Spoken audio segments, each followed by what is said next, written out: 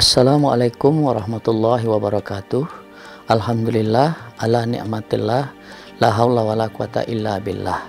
Pemirsa wakaf yang dimuliakan oleh Allah Subhanahu wa taala. Pada saat ini berkembang yang namanya Islamic Social Finance. Islamic Social Finance kita mengenal lebih dengan konsep filantropi.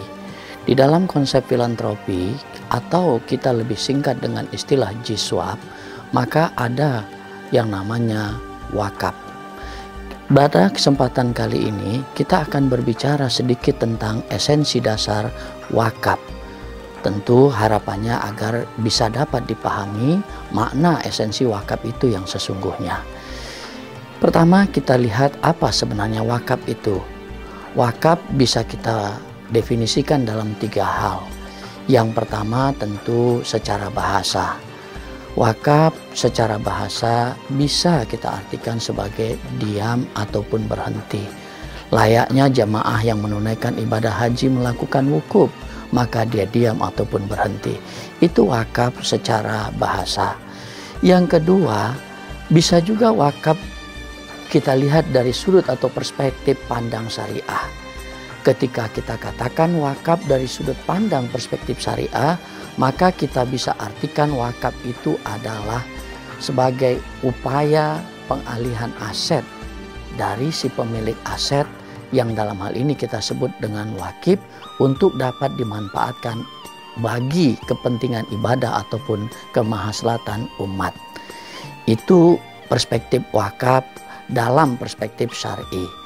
Berarti satu kata yang bisa kita katakan wakaf adalah adanya transfer kepemilikan yang kita miliki untuk diolah oleh pengelola yang kita sebut dengan nazir supaya memberikan sebuah kemanfaatan.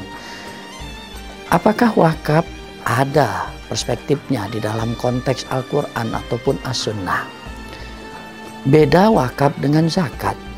Zakat di dalam Al-Quran secara eksplisit kita bisa lihat dalam Quran surah At-Taubah ayat 103 ataupun ayat 60 yang jelas terkait dengan perintah zakat. Wakaf dalam konteks Al-Quran tidak ada eksplisit yang menyatakan wakaf.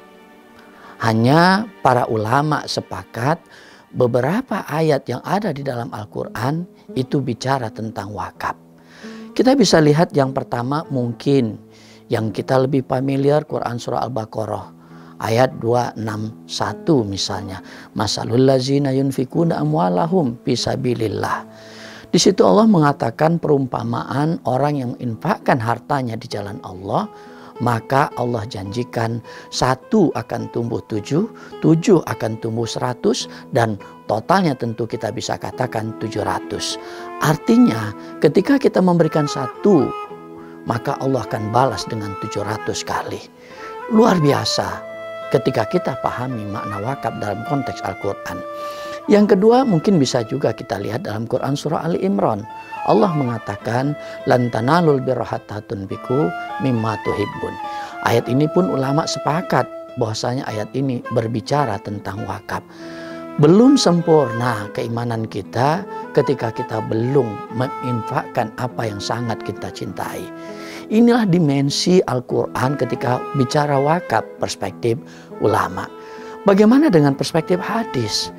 Ketika bicara dalam konteks hadis, maka kita bisa lihat minimal 2 sandaran hadis yang bicara tentang konsep wakaf.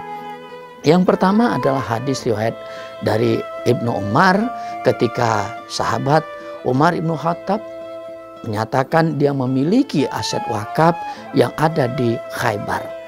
Maka Umar bertanya kepada Rasulullah terkait dengan aset yang dia miliki ini. Maka Umar pun meminta pendapat Rasulullah. Rasulullah menyatakan dengan satu bahasa yang sangat sederhana. Maka kata Rasulullah adalah olah tanah wakaf tersebut. Maka ketika menghasilkan sesuatu, berikan hasilnya kepada orang yang membutuhkan. Artinya pokoknya ditahan, manfaatnya diberikan kepada mauquf alaih. Yang kedua ketika kita lihat dalam perspektif hadis, ini juga sekali lagi sangat familiar kita mendengar, yaitu hadis riwayat Muslim yang menyatakan putus amal ibadah anak Adam kecuali 3 hal. Salah satunya adalah sedekah jariyah. Apa sedekah jariyah itu? Sedekah jariyah yang dimaksud itu adalah wakaf. Bisa dipahami dari dasar hukum tersebut, wakaf merupakan sesuatu yang sangat luar biasa. Wakaflah yang akan menolong kita kelak ketika kita sudah tidak ada lagi di dunia. Wakaflah yang akan terus membantu kita. Wakaflah yang akan menerangi kubur kita kelak ketika kita sudah tidak ada lagi di dunia ini. Hadirin pemirsa wakaf yang berbahagia. Maka dari itu, pahamilah wakaf secara utuh. Wakaf adalah satu-satunya instrumen yang sangat luar biasa ketika kita bicara Islamic Social Finance. Instrumen yang kategorinya bukan kategori wajib, tapi memberikan manfaat yang sangat luar biasa. Mudah-mudahan Allah terus memberikan hidayah kepada kita supaya kita dapat untuk memulai berwakaf, supaya kita mempunyai investasi pada hari akhirat yang kita sebut dengan future consumption. Demikian pemirsa wakaf yang berbahagia.